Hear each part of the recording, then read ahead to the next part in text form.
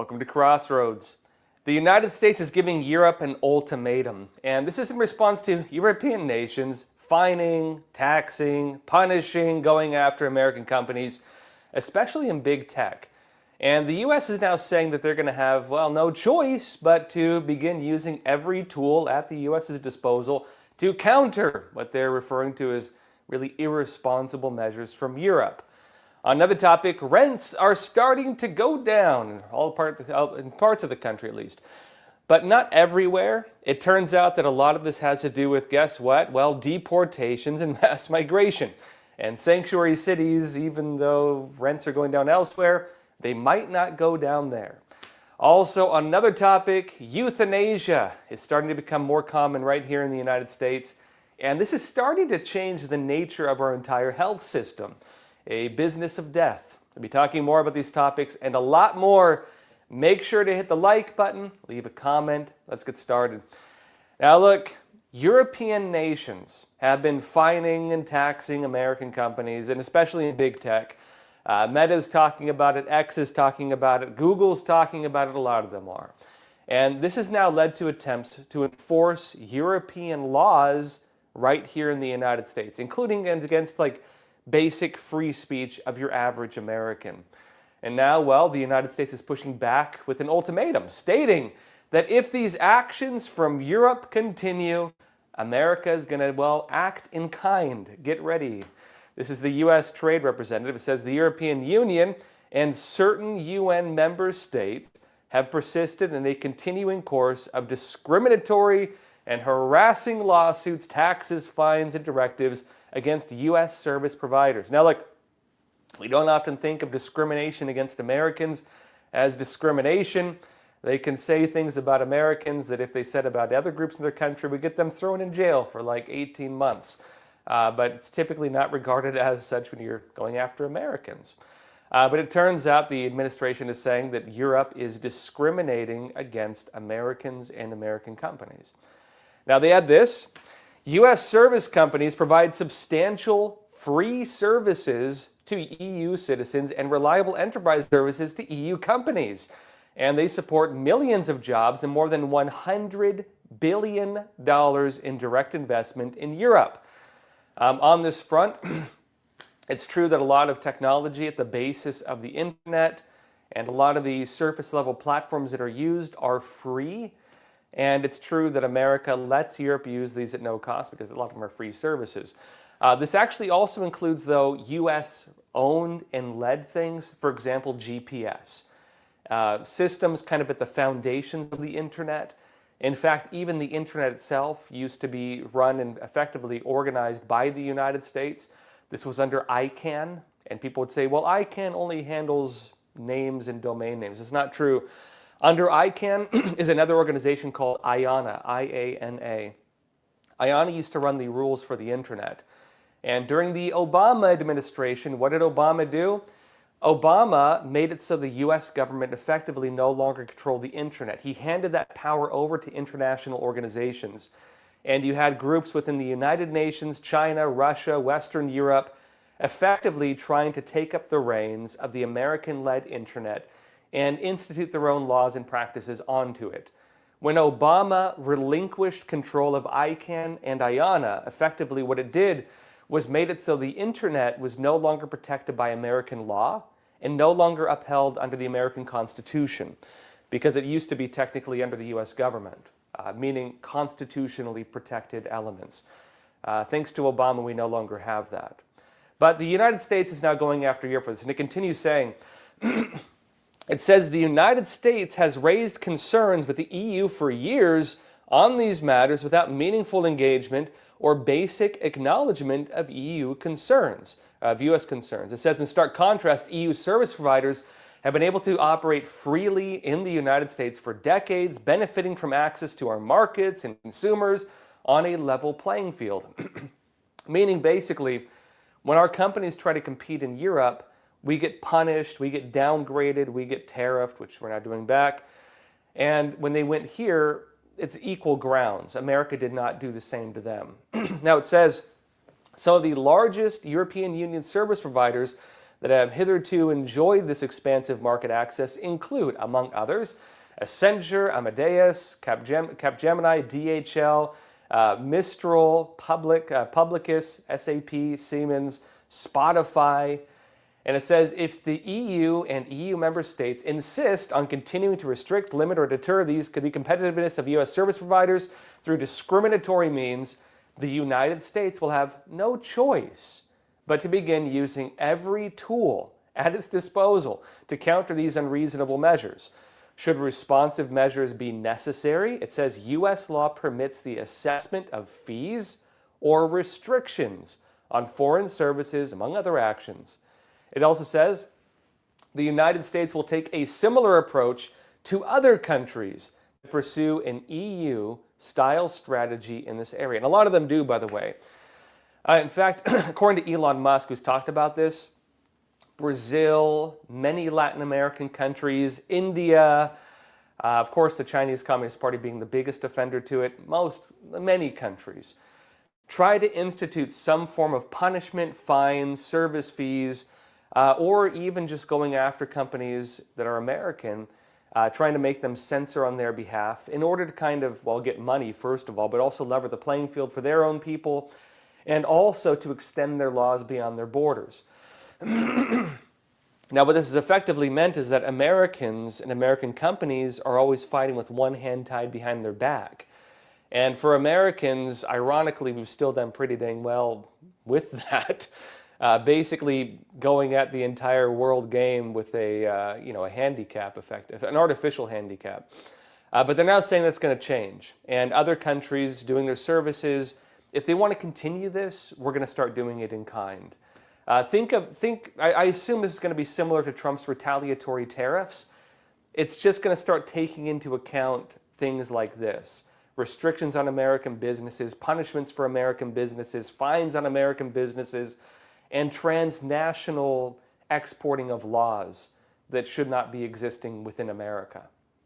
Now, look, on another topic also, though, rents are starting to go down in some parts of the country, but you might have noticed not everywhere.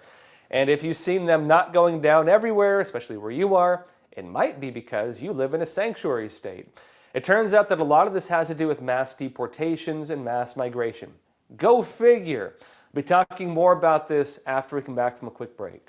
All right, just to pause here for a super quick moment. You are, of course, watching Crossroads with Joshua Philipp.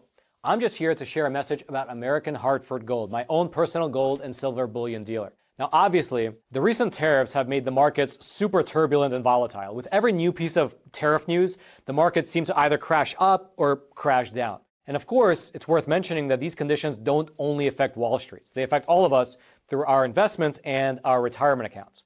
That's why I'd like to introduce you to a company that I trust and I myself use to secure my own savings, American Hartford Gold. They specialize in helping Americans move our assets into something tangible, into something you can actually hold, which is physical gold and physical silver, two precious metals that act as a hedge against all those decisions being made in Washington, D.C. They have an A+ rating with the Better Business Bureau. They have thousands of 5-star reviews, and they make the whole buying process super simple. Your metals can be shipped directly to your door, or you can transfer your current retirement account to a tax-advantaged gold IRA. And the best part is that right now, American Hartford Gold is offering an exclusive offer. When you call them today and you mention the name Joshua, you could receive up to $15,000 in free silver with your initial investment. Take advantage of their special offer. You can either just call them at 877-260-2764 or text Joshua to 65532. All their information will also be down in the description box below. And now, back to Crossroads. Welcome back. Rents are starting to go down all across the United States, at least in some parts, because if you live in a sanctuary city, probably not the case. It turns out that a lot of this has to do deportations, mass migration, and even as rents go down in some parts of the country, you might not see it if you're in a sanctuary state. Now, the Blaze said this.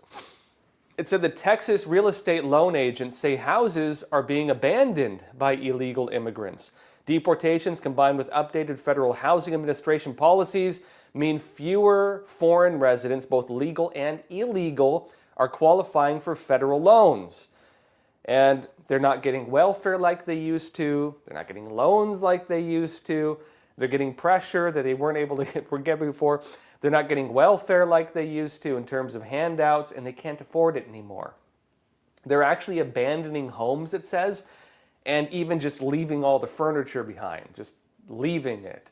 Now it says an announcement in late March from the Trump administration shifted FHA policy to stop allowing non-permanent residents access to FHA loans, which are loans granted by the federal government and backed by the taxpayer.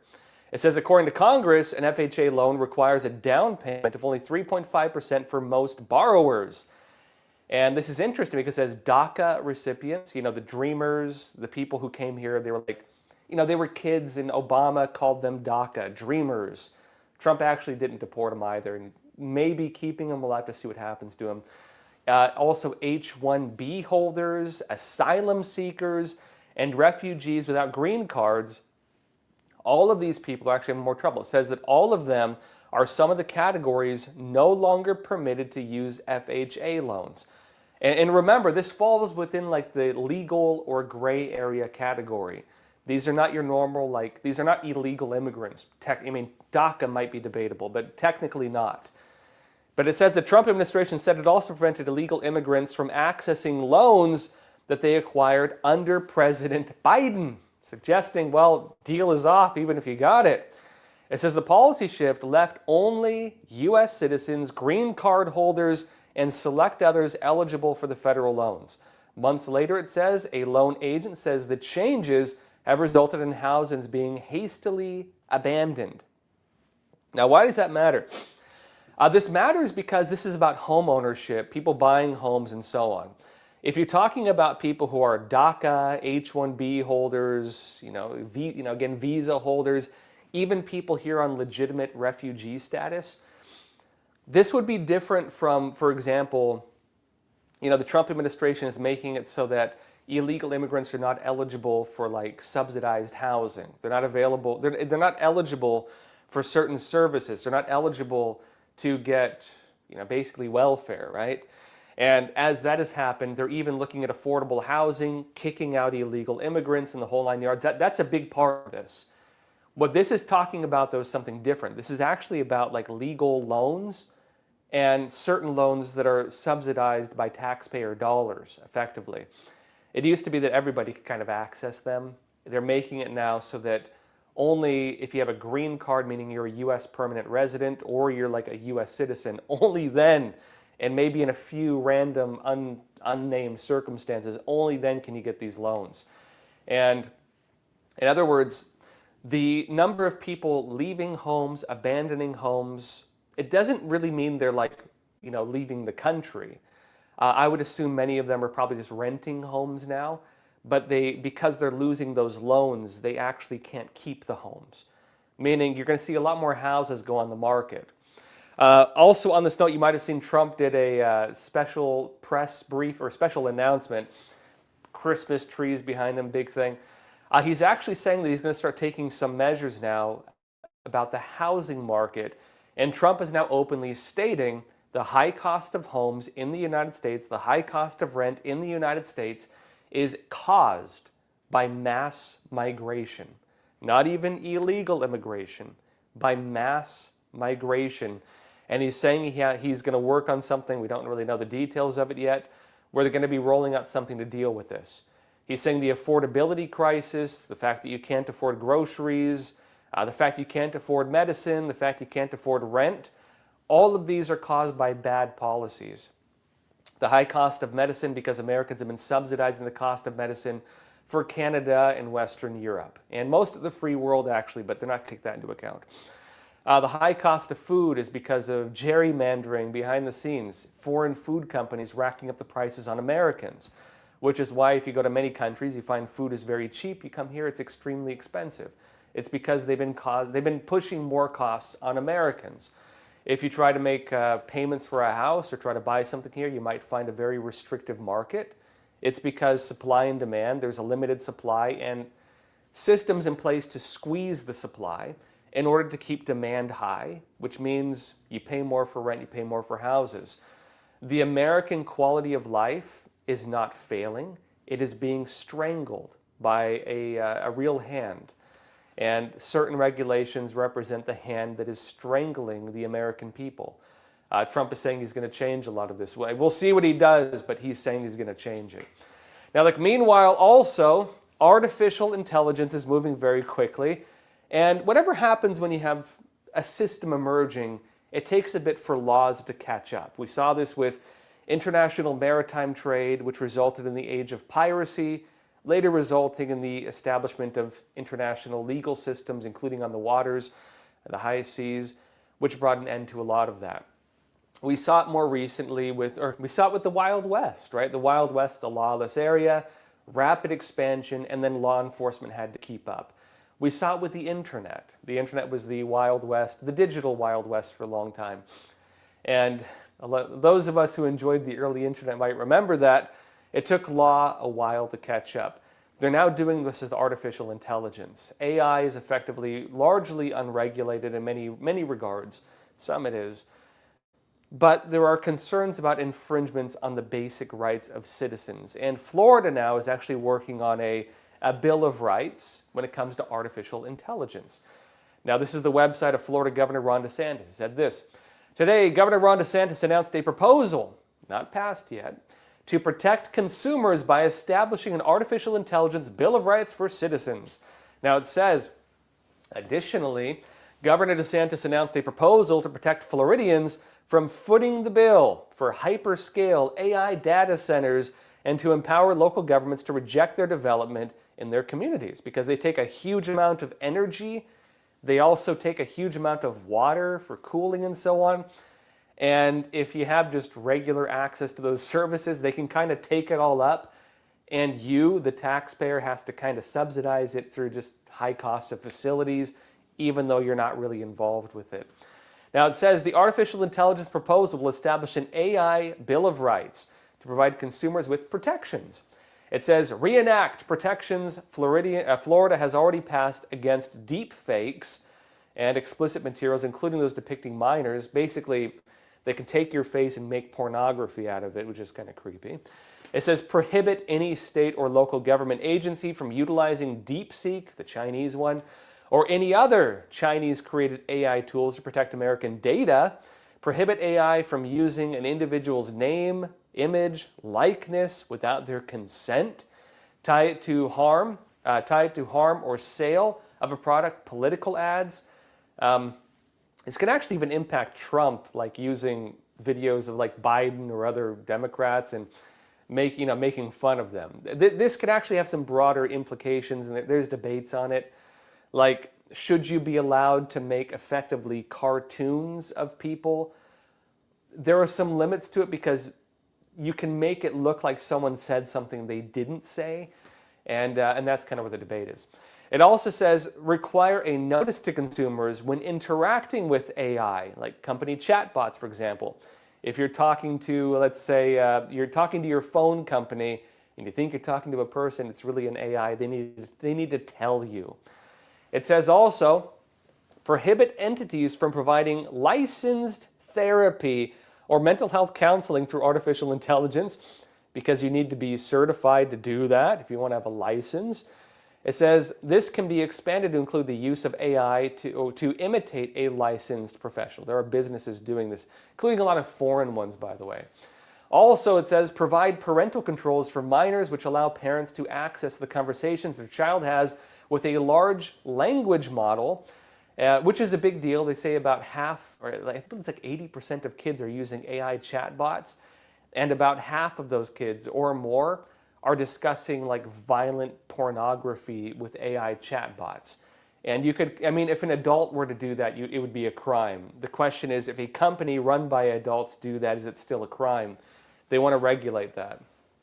It says also set parameters for when the child can access the platform, meaning these AI chatbots, and notify parents if their child exhibits concerning behavior. For example, if your kid is talking to AI about suicide or other dangerous things that could harm them, the systems have to inform the parents.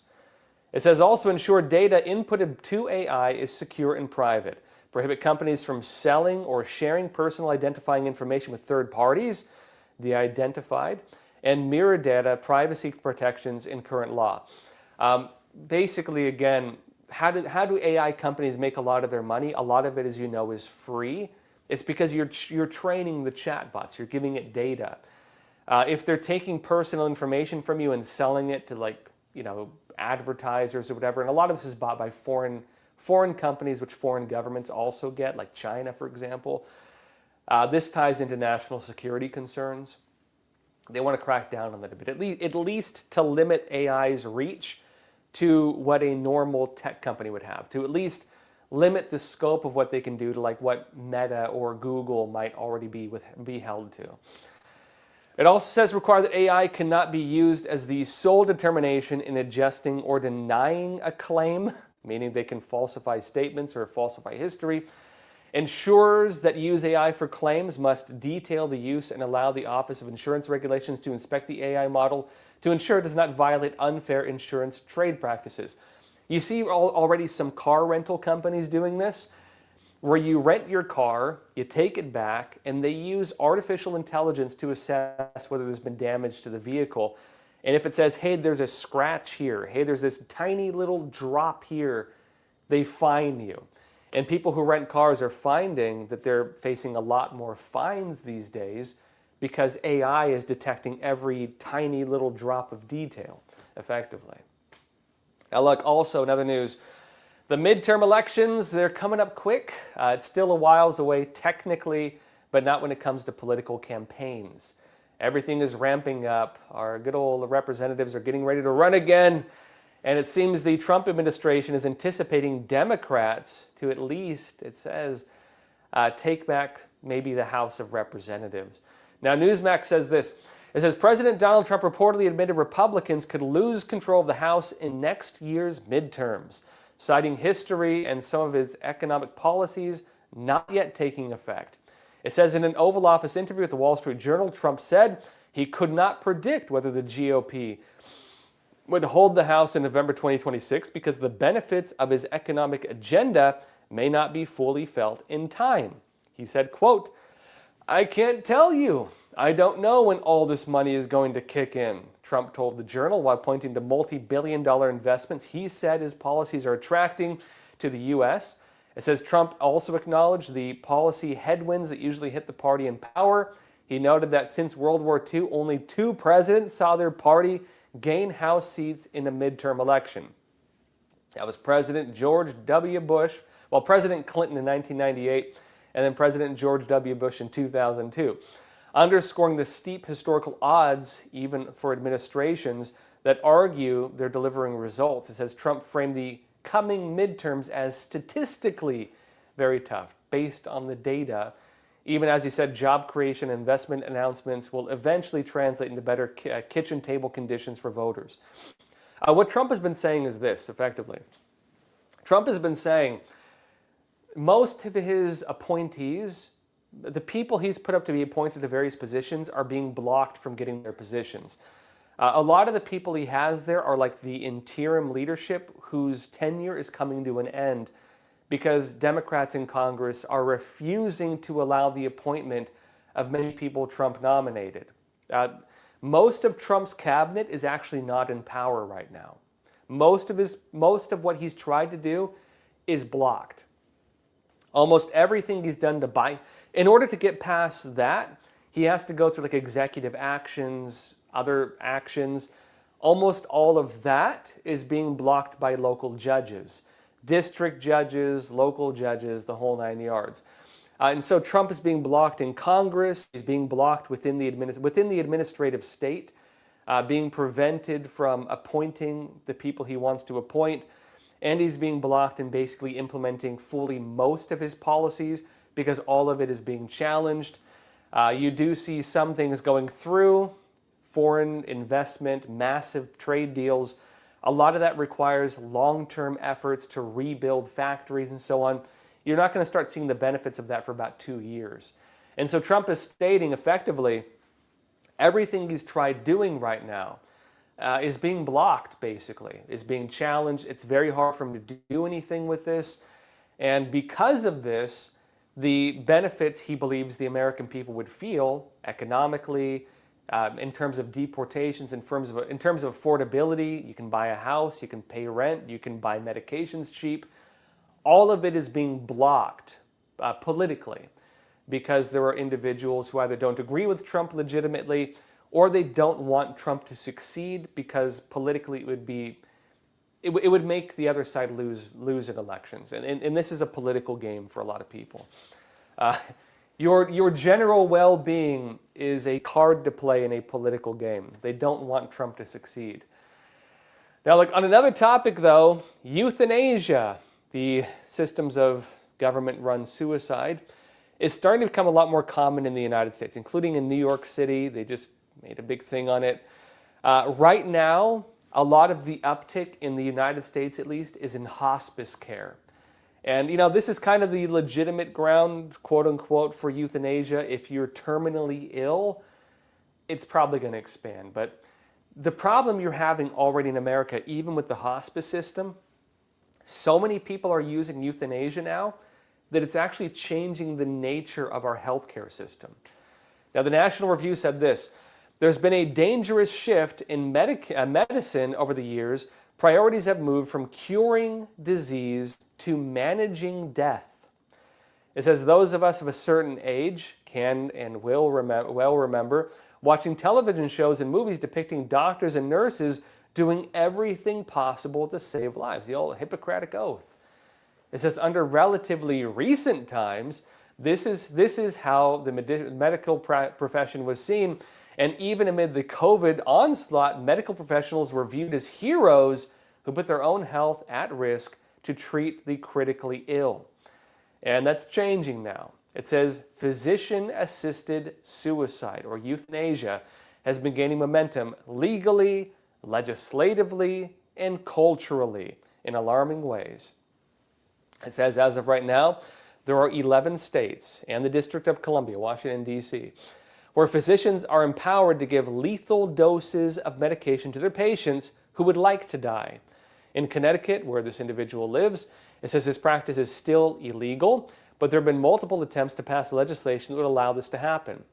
And it notes, basically with that in mind, well, that's a big concern. There's a concern of where this could go. This is changing the nature of medicine. It's changing the job of doctors. A doctor's job is not just to cure you. A doctor's job is to, if necessary, kill you. Their job is to relieve your suffering, even if relieving your suffering means taking the Outback Lassie style. You know what I mean? Unfortunately. And it's becoming more common. As this is becoming normalized, it's also changing the social perception of medicine. Suicide by doctor is now viewed as a normal medical treatment. And we can look at where that goes by looking at Canada. Now, the national poll says this: Canada's medical assistance in dying, that's the MAID program, continues to grow, with estimates suggesting, get this, more than 92,000 people have died through the practice since its legalization in 2016 in Canada alone. More Canadians have died than Americans died in the Vietnam War from government-assisted suicide. Now it says official federal data reported 16,499 MAID deaths in 2024, a 6.9% increase from the previous years. And remember too, the population in Canada is a lot lower than the United States. This is a good chunk of their population. This is a good chunk of the Canadian people being killed by this. Now it notes, with that number of deaths, that brought the confirmed national total to 76,475 through the end of 2024. But analysts say the pace of cases in 2025 likely pushed the total cumulative figure past 92,000. And given that, it says MAID, government-assisted suicide, now accounts for just over 5% of all annual deaths in Canada. Assisted suicide is now one of the leading causes of death in Canada.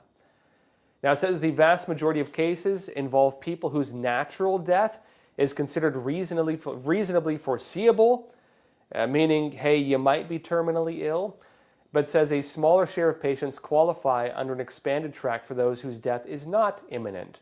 Hey, local veteran, we know you requested a wheelchair access to your home.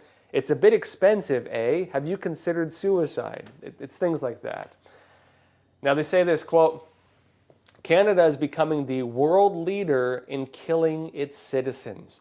It is normalizing and medicalizing killing. Executive Director of the Euthanasia Prevention Coalition, Alex Schanberg, said.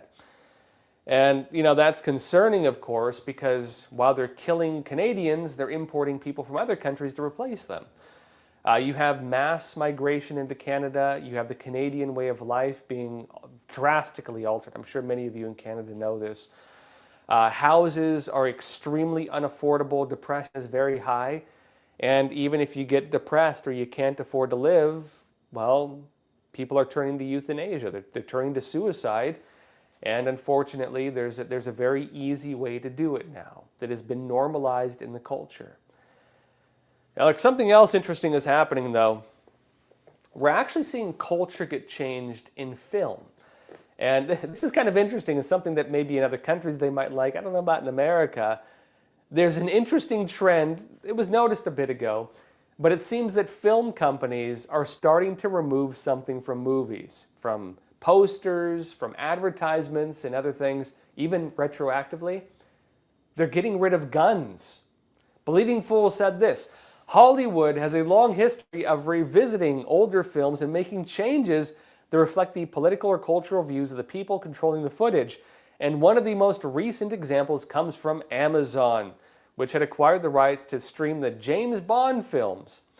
Now, you might remember what the James Bond films look like. James Bond with his little pistol, they're changing it. It says, for some reason, never clearly explained, the company altered the promotional thumbnails for the film, removing firearms from the iconic images of Bond holding the signature weapon. It says the change was quickly noticed by viewers and mocked across social media. The backlash was strong enough that Amazon actually restored the original posters, but that means they altered them. Somebody did this, and why did they do it? That's the question. But guess what? They say this. This is not the first time a major entertainment company has decided to digitally erase or alter guns from its content, even retroactively. It says in 2002, director Steven Spielberg released a special edition of E.T., the Extraterrestrial, in which agents who originally carried firearms now appear to be holding walkie-talkies. Spielberg later admitted the change was a mistake and removed it in later releases. One that I remember, and I don't like one bit, George Lucas made an even more controversial change with the original Star Wars film and the 1997 special edition of Star Wars, which was renamed Star Wars Episode 4, A New Hope in 1981. George Lucas altered the famous cantina scene so that the alien Greedo fires at Han Solo first and then misses. And the original version seen below in the article showed Solo shooting first without provocation, but George Lucas said he wanted to make the character appear less cold-blooded. And, it was a meme for a while. Solo shot first. They made it so that he defended himself, did not take the initiative, which of course changes really the nature of that character. You can't really even buy the original. You could probably buy them for really expensive, but you can't really even buy the original films now. They're altered films. Movies are being altered. Posters are being altered, and with this, some of the culture is being altered. Now, is that a good thing? Is that a bad thing? I don't know. Maybe less violence in films is not terrible. You might have noticed a trend, by the way, not with all films. I think John Wick is probably a big exception to this. But have you all noticed that in a lot of films now, only the bad guys try to use guns, and the good guys tend to fist fight? Have you noticed that? Have you noticed this trend? It does suggest something is changing. Again, I don't know. Is it a good thing or bad thing? You tell me. That said, questions, comments, anything you want to talk about, leave it in the chat. Let's jump into a discussion. All right, let's see here. All right, Michael Baker, you're saying universities are now breeding ground for far-left extremist ideologies that often view Western culture in skepticism or outright hostility. They have failed to instill a sense of pride or a continuation in one's European heritage. Instead of education fostering a sense of legacy and continuity, it has instead preached a doctrine of guilt associated with our European heritage, thereby reducing the desire among young people to continue their lineage. I think you're right, actually. Okay, so some people would argue, well, the American university has been problematic for a long time. You saw this, of course, in the 1960s and 1970s with student movements and so on. Others would argue a lot of that was not a problem of the colleges themselves or the professors. It was an issue of student groups. You know, students being more young people wanting to become things that, you know, make changes to the world, and a lot of times doing it without proper information. Funny how the uninformed tend to be socialist, right? The problem you've had, though, because, you know, the 1960s are used as the example of that, the student movements, the anti-war protests, a lot of puppeteered movements, and the Soviets, of course, ran a lot of active measures to spur those on. The problem you have these days is that many of the college professors, a lot of the elected officials, were those students. The students who were the radicals went on to become the professors, even from organizations like the Weather Underground, like actual terrorist organizations, even from like the Black Panthers, you know what I mean? They went on to become journalists, a lot of them. They went on to go into positions of power that implemented various requirements, DEI, ESG, and so on, which many of these organizations have been forced to adopt. And you've seen this radically change the education system. A lot of this goes back to a common era, namely the Obama era, where Obama actually instituted a lot of this, especially with Common Core education and lower grades, especially with the New York Times' falsified history of America, the 1619 Project, which was then implemented into college courses, schools, and so on. A lot of this also goes back to Howard Zinn and his book, I believe, A People's History of the United States, still one of the best-selling books in the country because they have to buy it for school, which is an utterly falsified history of America. Anybody who wants to know how Howard Zinn falsified American history, including what a lot of you have probably been taught in schools, the falsified history of Christopher Columbus, the falsified history of the American Founding Fathers, so on, so on, so on. A lot of public debate, a lot of public perception, a lot of what you've been taught in school is fake. It is fake history.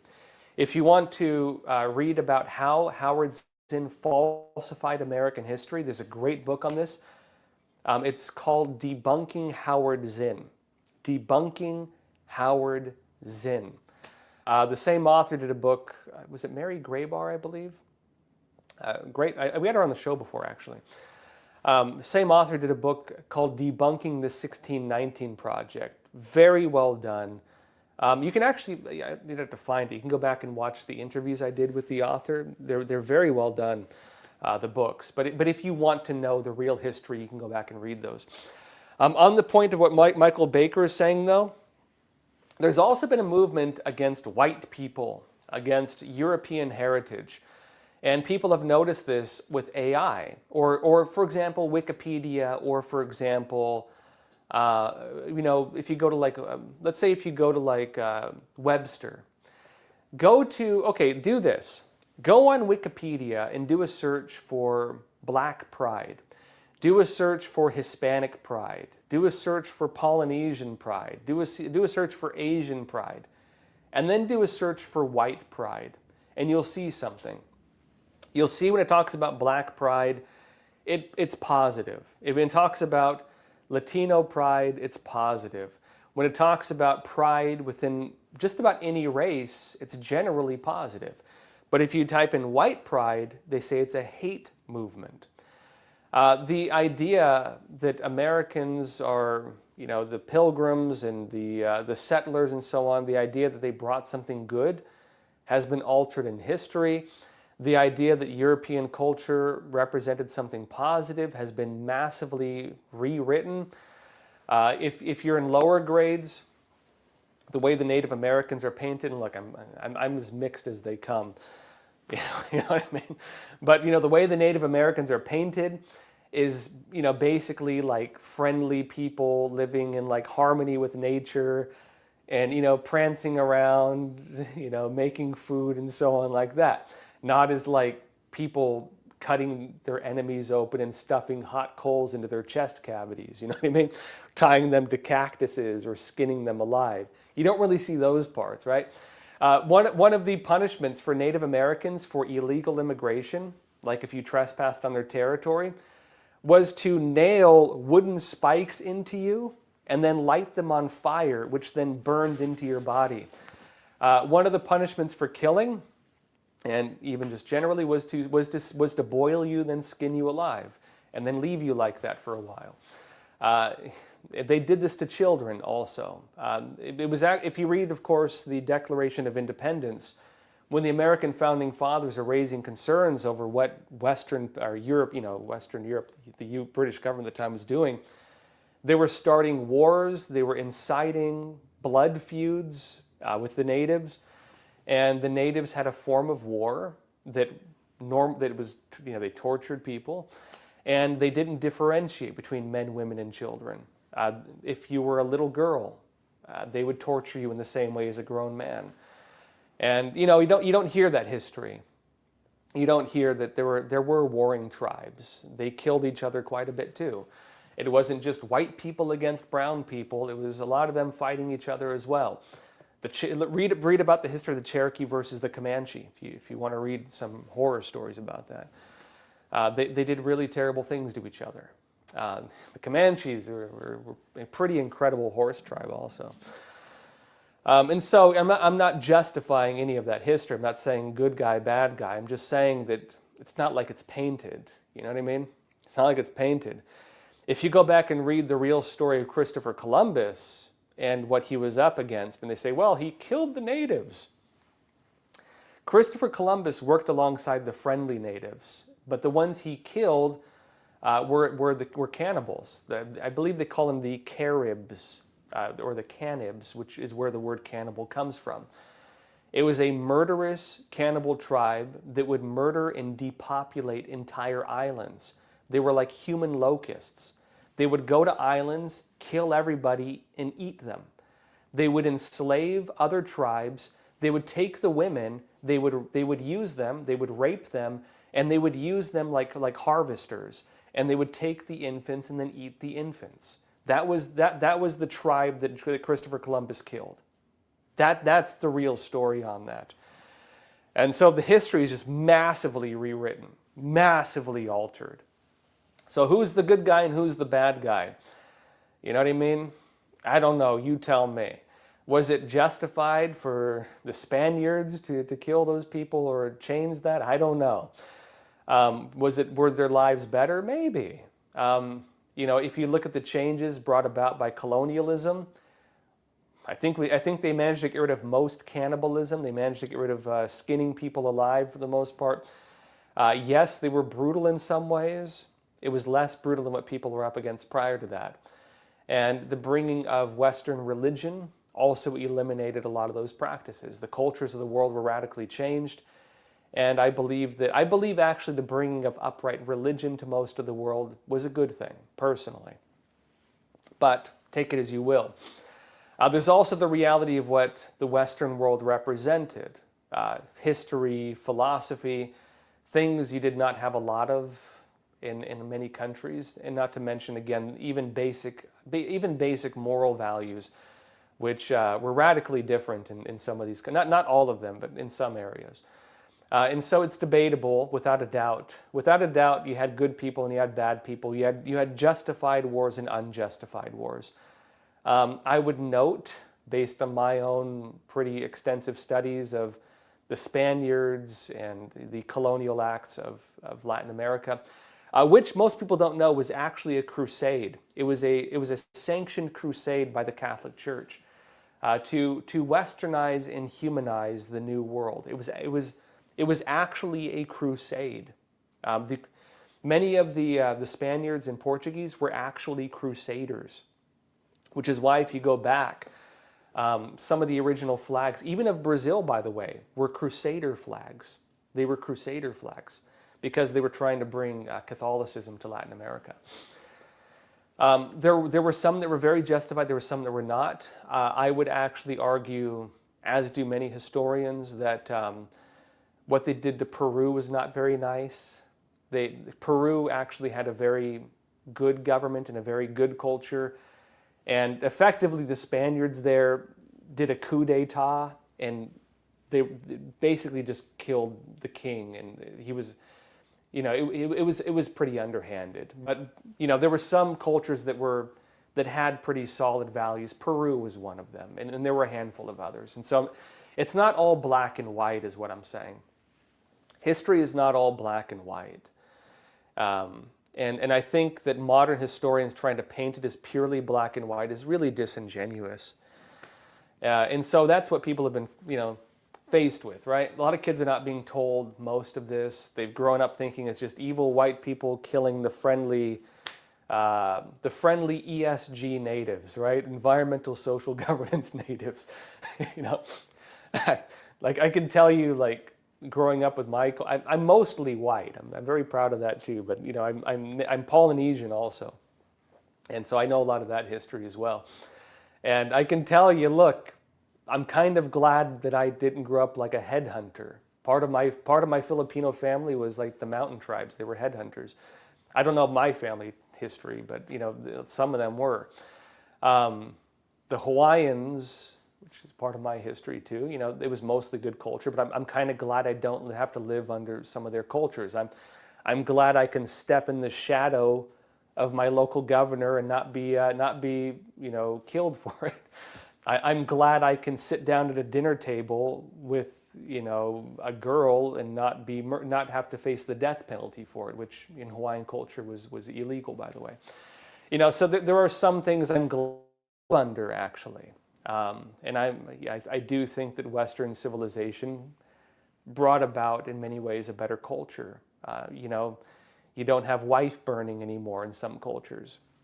You don't have lynchings, right? You have a Western legal system. You have a system of law that's not rooted in whatever the king wants to do. You have a Western system of law rooted in a constitution that even a king cannot override. These are Western concepts, and I believe that this represents a very positive thing for the world. Without a doubt, I believe every culture has good sides and bad sides. We should look at both, because only when you're able to look at both can you learn from it. And I think Western history is fantastic. I'm a huge fan of the Roman Empire, which had its good times and bad times. I'm a very, very big fan of medieval Europe. I think it's fantastic. I take great pride in my own heritage, which being mixed is different because I can't really call myself part of anything. But I like it. You know what I mean? And so I don't think there's anything wrong with it. I think it should be normal to be proud of your heritage. I believe every person should be proud of their heritage. I think if you've been told to hate your heritage, you've been wronged. I think white people should be proud of being white. I think Asians should be proud of being Asian. I think black people should be proud of being black. I really do. I think people should recognize the positives in their culture and also recognize, where we as individuals might fall short. And I think by doing that, you can appreciate yourself more, you can love yourself more, you can appreciate your heritage more, you can appreciate your history more. Doing that, you value who you are. And I think that's a positive thing. And I think it is a terrible wrong done to society where people have been told to hate it. I think it is a terrible, terrible wrong that has been done to society, where people are told to not be proud of that. Ashley from California, you're saying, what a concept. Less illegals equals lower rents equals better quality of life for citizens. What a crazy thought. I know, it's like, how did they figure this one out, right? Who was the genius who figured this one out? Maybe if we create less competition for a finite resource, prices will go down. Oh my gosh, give this man a Nobel Peace Prize.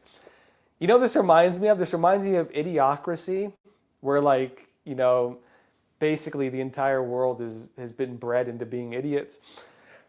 And the smartest guy alive is a guy who actually stepped into a time machine, who was kind of normal intelligence in his time.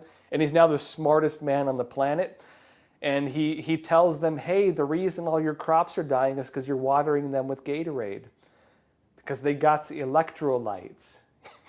It's like, hey, the reason prices are so high is because you're not allowing the market to grow and you're flooding it with more competition.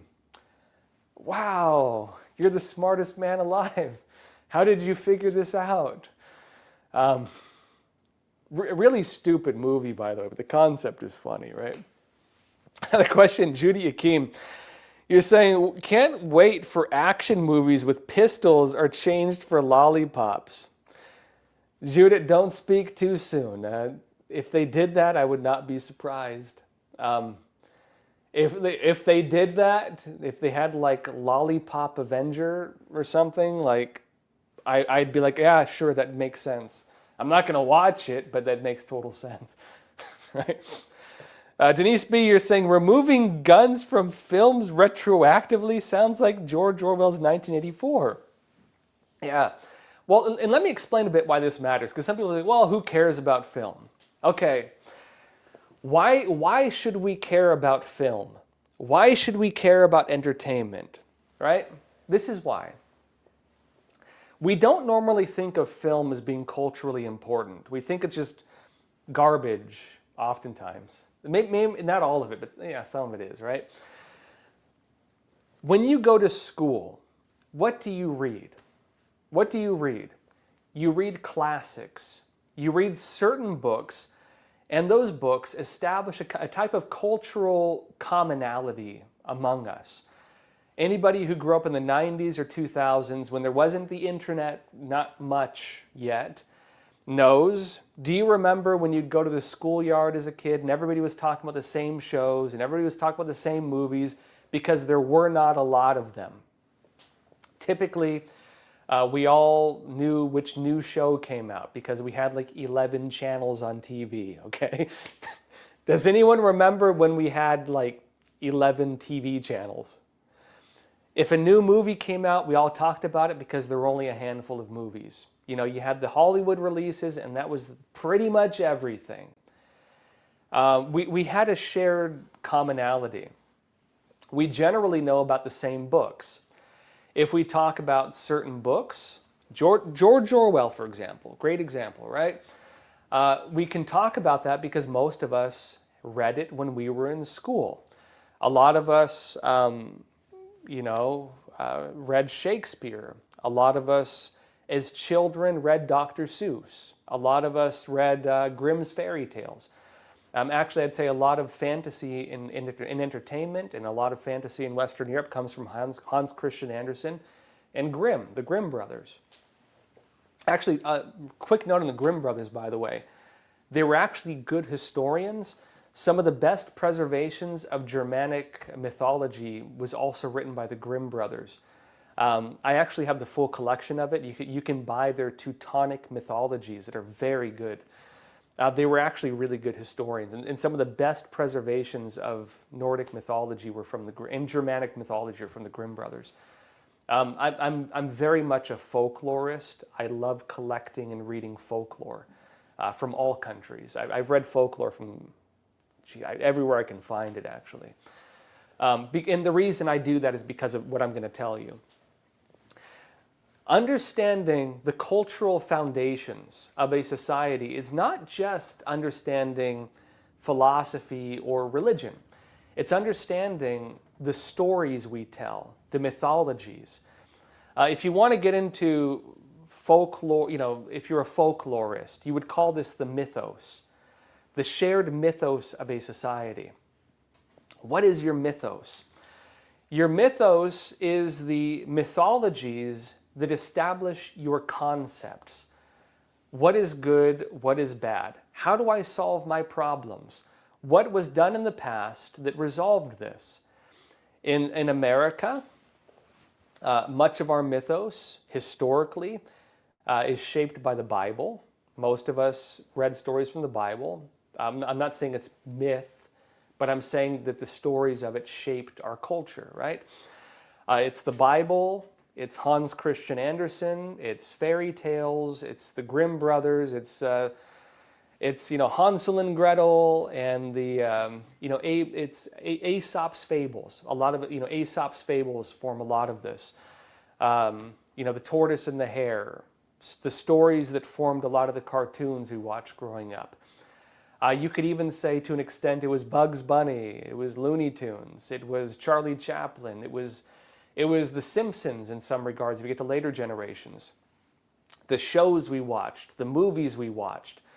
It was The Good, the Bad, and the Ugly. It was the westerns, the great westerns. It was the action movies. It was the films we all watched and loved that formed a type of cultural similarity with us. Our ideas of what is cool, what kind of behavior is cool, what kind of behavior, who's the good guy, who's the bad guy. What is desirable in life? Do I want to become a baller? Do I want to make money?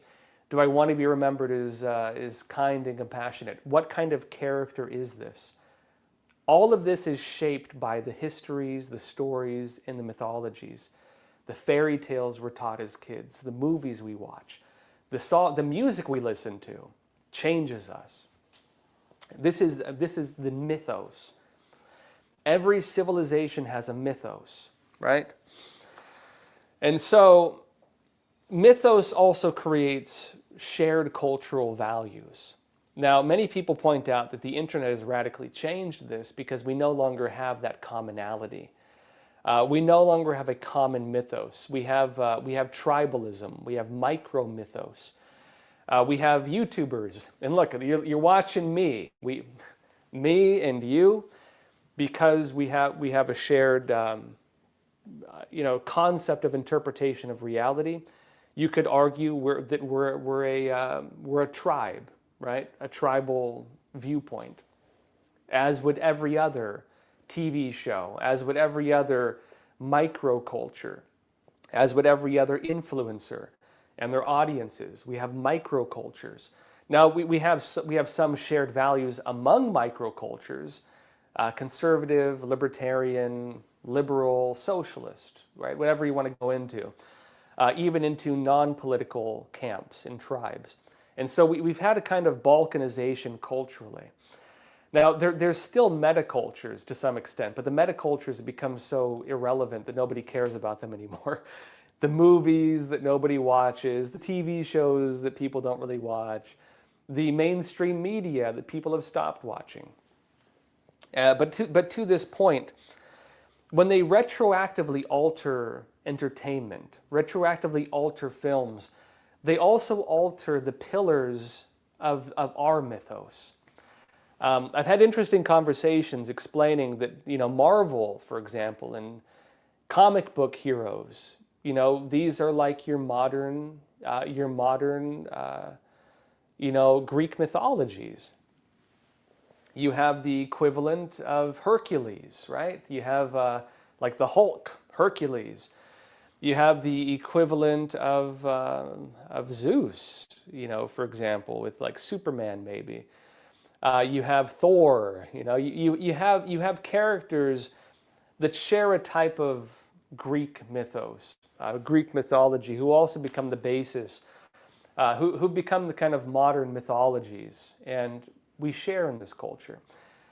When you alter these things, it changes our concepts, and we don't like thinking that we don't like to think oftentimes that our values are shaped by like stupid entertainment, but they are.